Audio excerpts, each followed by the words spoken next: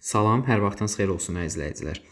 DİM 20 sınaq tarix test kitabından sınaq 8-in ümumi tarix üzrə olan orta əsrlər dövrünün suallarını izahları ilə tanış olaq.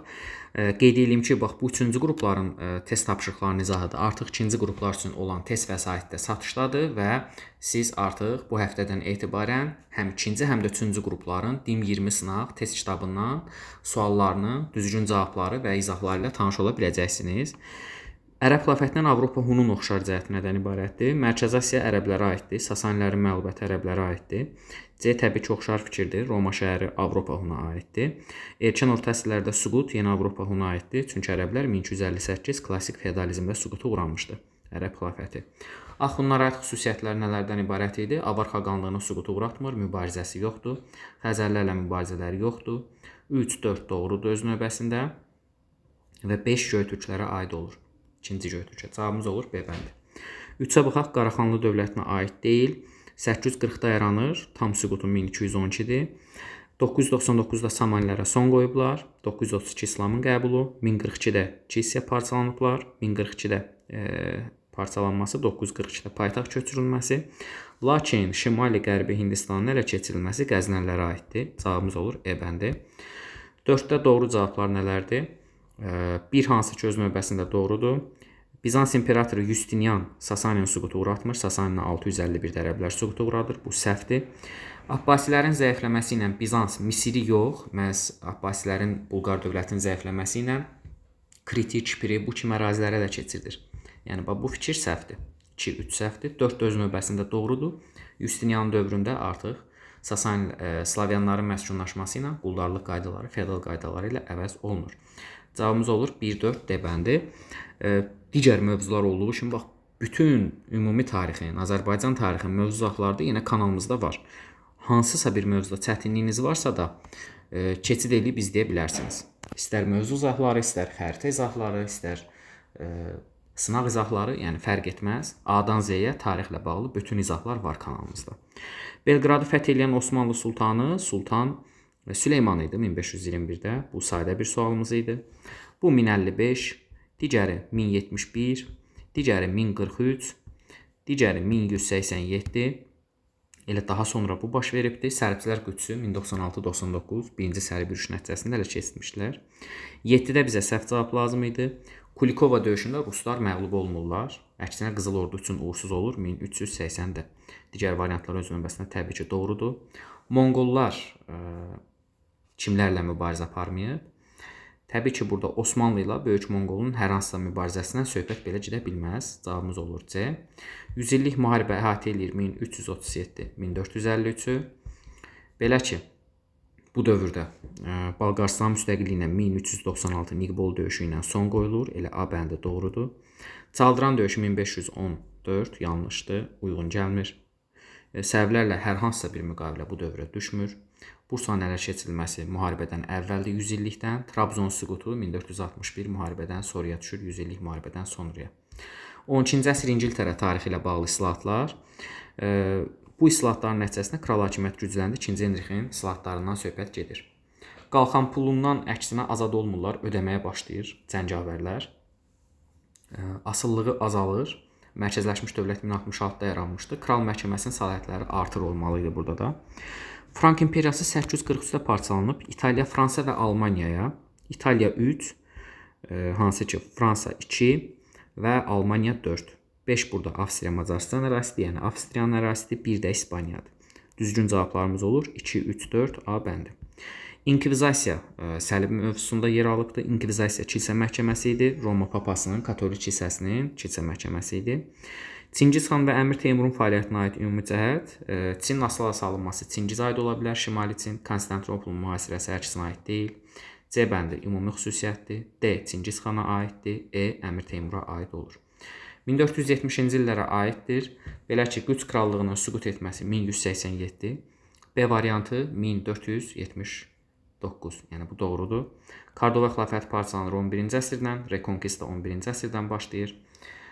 Piriney yarımadası İspaniyanın əlinə keçir bütövlükdə Portuqaliyadan başqa 1492 Qranadanın süquta uğramasından sonra cavabımız qalır B. 15-də Qərbi Avropada feodal dağınıqlı dövrü 9-11-ci əsrlərə əhatə eləyir. Fransada Jaklar üsyanı 1358 yanlışdır. Frankların ərəbləri Qalliyadan çıxarması.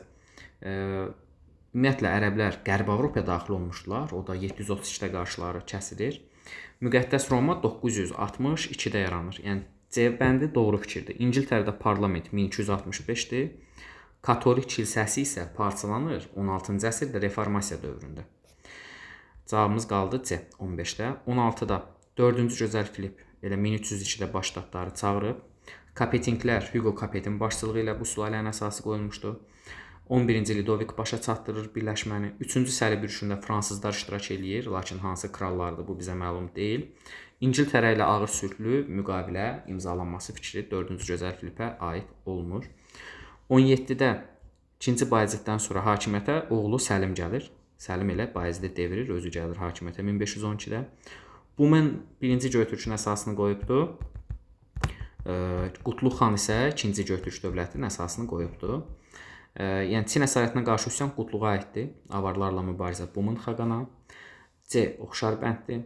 Sasanilərlə hər ikisi mübarizə aparmır və yaxud da Maniçiliyi bunlardan heç biri qəbul eləmir. Maniçiliyi Uyğurlarda bölgü qəbul eləmişdi. Bu formada da olsa cavabımız gəlir A bəndi olur. 19-da Dehli Sultanlığının 13 və 14-cü əsrləri. Belə ki, demək, ərazisində müstəqil Hind dövlətləri yaranmağa başladı 13 yox. 14-cü əsr deyə bilərik. Abbasilər xilafəti ilə dostluq münasibətləri el tutmuşun dövründə var. Monqolların hücumları dəfələrlə olub 13-cü əsrdə. 14-cü əsrdə iqtidarın tətbiqinə başlanıldı sözünə görə səhvdir, zaten mövcud idi. Xələclərin hakimiyyəti baş çatır 1320-də. Bu doğrudur. Və Əmir Teymurun 1398-də yürüşü var. Cavabımız olur bu formada olsa B bəndi. 20-də Qızıl Ordu dövlətində Tarxanlar isə imtiyazlı şəxslər idi. A bəndi. Səlibçilər Bizans üzərinə 1202-1204-cü illərdə yürüş eləyir. Əvvəlcə onlar yürüşü istiqamətləndirmişlər Misirə, lakin Venesiyanın təkidi və Bizans patriarxı ilə Roma papasının arasında olan çəkişmələr səbəbindən onlar hücum eləyirlər Bizans üzərinə. Dediyim cavablardan hansı var? Mosul əmrinin Edessanı ələ keçirməsinə Bizansın dəstək verməsi belə bir şey yox idi. Katolik kilsəsinin, yəni Roma papasının Bizans kilsəsinin, yəni pravoslavların rəhbəri ilə, patriarxla olan rəqabəti, düşmənçiliyi bax buna səbəb olur 4-cü Səli bürüşünün Bizans üzərinə olmasına. Reconquista hərəkatı gedişində yaranmışdı, hansı ki Portuqaliya idi, Navarra idi, Aragon idi, Kastilya idi. Sonralar orada İspaniya artıq meydana gəlir. Pirene yarımadasında dediyimiz ölkə adlarından təkcə Portuqaliya var. Ərəb xilafəti məğlub olub 732 Poitiers-də. Bədir döyüşü Ərəb xilafəti tarixinə aid deyil. Bu 624-də dövlətin yaranmasından əvvəldir. Həmçinin Hilat döyüşündə Xəzərlərə məğlub olublar. 1-ci Həştadsər döyüşündə Bici saniyə daha doğrusu Hilatda Xəzərlər onlar qalib gəlirlər. Savalanda məğlub olurlar. 1-ci Həştadsər döyüşündə isə 829-da Babəyə məğlub olurlar. Talas döyüşü 751, burada isə ərəblər Çinlilərə qalib gəlir, lakin şərqə doğru daha çox irəliləmirlər. İlk dünya səyahətinin nəticələrinə aid deyil. Fernando Magellanın başçılığı ilə başlasa da o öldürülür və köməkçi Delcanonun artıq rəhbərliyi ilə başa çatdırılır. İlk dünya səyahəti 1519-22-ni əhatə eləyir. Hindistana dəniz yolunun kəşfi ilk dünya səyahətindən əvvələ təsadüf eləyir. 2 doğrudur. İlk İngilis koloniyası Jamestown məhz bu hadisədən təxminən 1 əsr sonra baş vermişdi 1607-də. Yəni 3 də uyğun gəlmir. 4 isə təbii ki bu doğrudur. Yəni 2-4 doğrudur. Yeni Türk dövləti yaradan hökmdarlar Alparslan Səlcuq hökmdarıdır, yaratmayıbdı. Toğrulu idi onlarda. Qutluq xaqan deyə bilərik 2-ci Göytürkdə.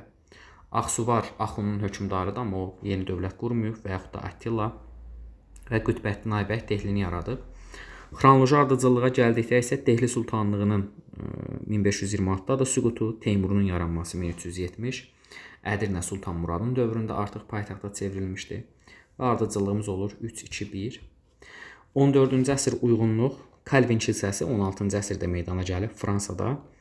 16-cı əsrə düşür, anı çırıq. O Taylor üsyanı 1381 İngiltərədədir. Lamanş döyüşü 1588-dir. Poitiers döyüşü 1356 Fransa tarixində var. Yəni 1D, 2B olur. Situasiyaya gəldikdə isə hər zaman olduğu kimi videonu dayandırın. Daha sonra mən sizə düzgün cavabları qeyd edim. və artıq sınaq 8-in izahı ilə bir daha qeyd edim ki, sizləri tanış eləyirəm. Digər 12 sınağın, həmçinin ikinci qrupların da DİM 20 sınaq tarix test kitabının cavabları da kanalımızda paylaşılacaq. Ona görə elə videonu bəyənib kanala abunə olub bildirimləri açmağı unutmayın ki, bütün video izahlardan, məlumatlardan xəbərdar olasınız.